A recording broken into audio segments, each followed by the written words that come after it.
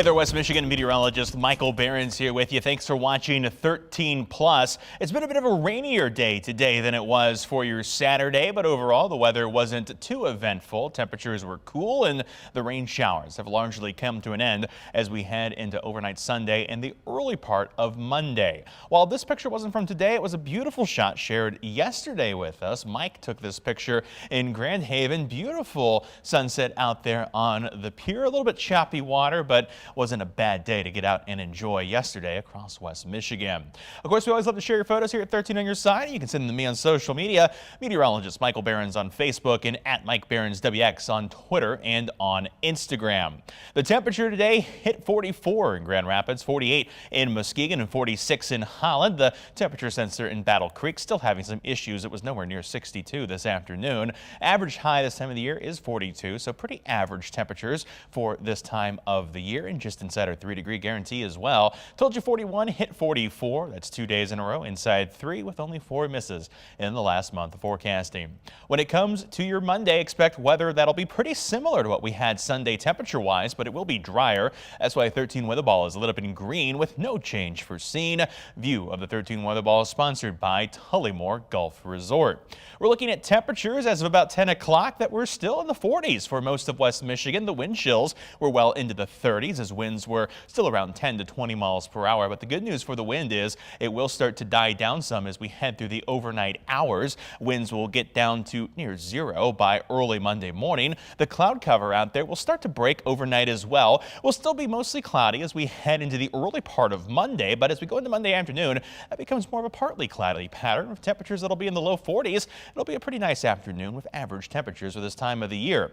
The overnight forecast does have a few sprinkles or a flurry that will be possible. 32 going to be that temperature overnight. 41 Monday afternoon, partly cloudy and seasonable. As we go through Tuesday, we'll see a big warm up, but that'll be mostly in the late half of the day. We'll see those temperatures reach their peak about midnight as winds from the south bring in warm air. Showers push through the region as well, but those temperatures will start to fall as we head into the early part of Wednesday. With some snow that may come in as temperatures drop. As we headed into Sunday evening, all of the rainfall that we experienced earlier in the day was gone and pushed off toward the east, and the cloud cover was starting to break in Wisconsin. Those breaks make their way into West Michigan as we head into the overnight hours. Again, we see those clouds becoming mostly cloudy, working past midnight tonight, and then partly cloudy as we head our way into early Monday. Monday stays dry with those partly cloudy conditions, and of course peaks of sunshine coming through into the afternoon.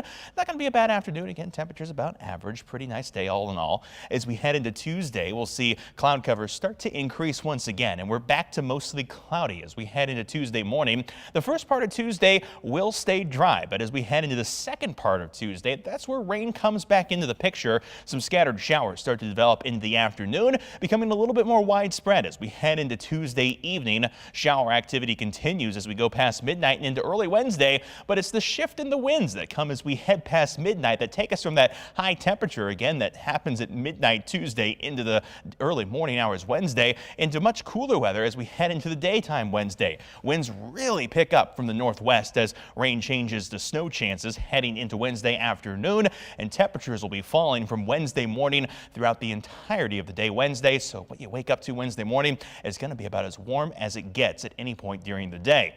Continuing through Wednesday, the snow chances do stick around into Wednesday night with a little bit of lake effect that'll come in, but impacts shouldn't be too great across the region. We'll see snow chances die out as we head into Thursday with mostly cloudy skies that stick around, breaking as we go through Friday. But then another weather system comes in as we head toward the weekend. More rain showers as we go into Saturday with some wintry mix that'll carry us into early, not this coming week, but the week after that. So we got to keep our eyes a little bit down the road to see what happens with that weather system.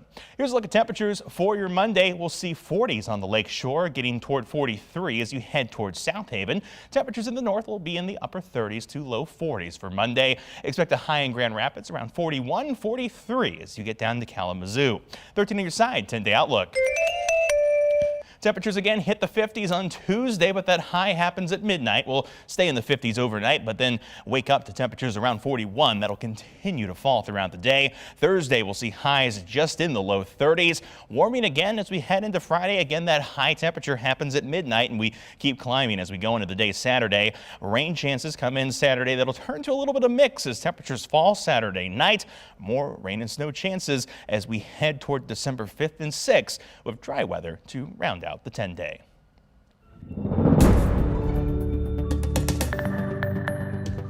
While it was just some rain today in West Michigan, weather is impacting holiday travel as millions around the country are trying to return home from their Thanksgiving destinations. ABC News reporter Andrew Dinbert had this look at what travelers are facing.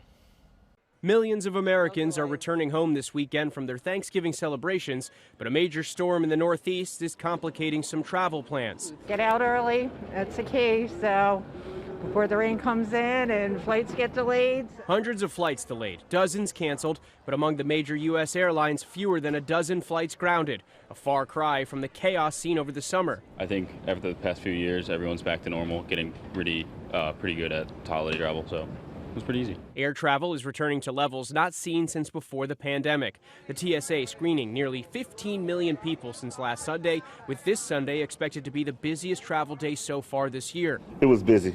It was busy getting through the TSA. It's more people traveling now than ever. Meanwhile, an estimated 49 million people drove to their holiday destinations, despite gas prices at a Thanksgiving record high. This is $4.19, so I was like, this is crazy. The weather is complicating matters. The busy I-95 corridor from D.C. to Philadelphia to Boston being hit with heavy rains. This is a big system. It's going to take all night, I think, to clear. The back half of this, where the low is back over Ohio and Michigan. So heavy rains tonight will end from west to east. And for those who delayed their travel plans until Monday, a winter storm could bring 1 to 2 feet of snow to some parts of the Pacific Northwest. Andrew Dinbert, ABC News, New York. One of these impactful storms hit St. Charles Parish down in Louisiana, where in less than 5 minutes, the tornado tore down power lines, ripped trees from the ground, and peeled roofs off of buildings. Sam Winstrom from our sister station WWL has this report. It happened so fast. There was no hail, there were no dark clouds, the wind just picked up. Michelle Guidry took cover inside a restaurant bathroom with her 2 daughters as a tornado hit Parody Saturday. As the sirens blared and the building shook around them, all she could do was pray. I had my arms around my babies and I was just praying, God, don't let us die in here. God, don't let us die in here. Please, Jesus, don't let us die in here. In less than 5 minutes, the tornado tore down power lines, ripped trees from the ground, and peeled roofs off of buildings. But Michelle and her children were safe. It had to be my mom. Something said, pull over, don't leave, pull over, pull over. Because if I'd have left, we'd have been on the highway and we probably would have flipped us. Most of the damage was contained to the area around highways 90 and 306. Parish President Matthew Jewell said that there are no injuries reported and that the parish's Emergency Operations Center had a big role in that. We're very blessed to have those sirens in St. Charles Parish. And we are very adamant about using them when we have inclement weather or other types of emergencies. A lot of damage in the church. It was those sirens that sent Pastor Joseph Zien into the St. John the Baptist Catholic Church as the tornado hit. The storm blew out his car window and flipped the trailer he's been living in since Hurricane Ida. But as soon as the tornado passed, help arrived. A crowd of parishioners came to get his trailer upright and clear the debris inside and outside the church. Back to square one. You know, we just repaired the rectory and the office, and then we are get ready for this, for the roof here, and the inside, and then back to square one. But even with the work ahead, Pastor Joseph and Michelle Guidry are just thankful to be alive. We had angels. That's all I can say is we got angels.